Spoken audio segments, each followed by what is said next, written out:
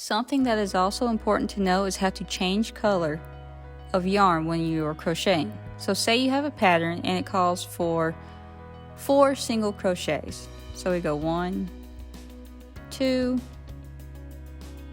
3, and then on the 5th stitch it wants you to have a different color. So you make your 4 single crochets, but don't finish it. Drop the yarn or wrap it around the hook like I'm doing.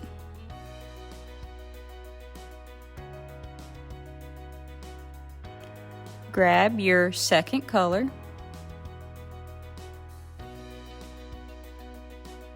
put it onto the hook, and pull through the 2 loops. Pick up the working yarn and crochet over the white tail.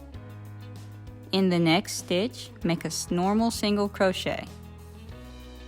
You have now changed color.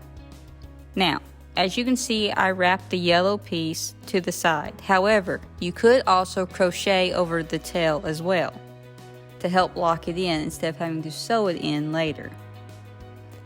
Continue crocheting like normal, hiding that tail within your work. Now, you can also leave it to dangle as well and sew it in later, but this does save time in the long run.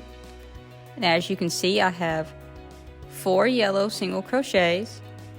The color changed on the 5th stitch, and the color continues down the row.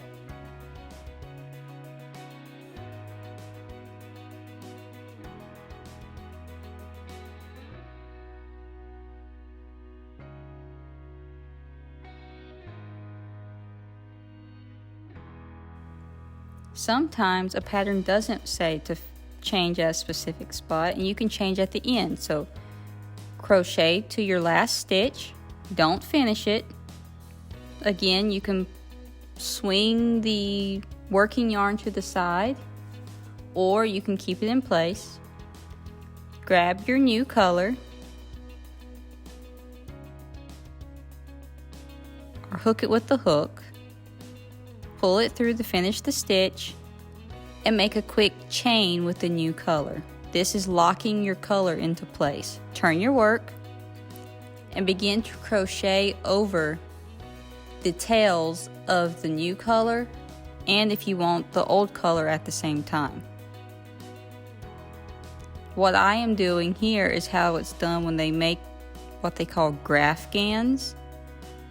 It's so that you can pick up your work on each new row and not have tails at every single color change.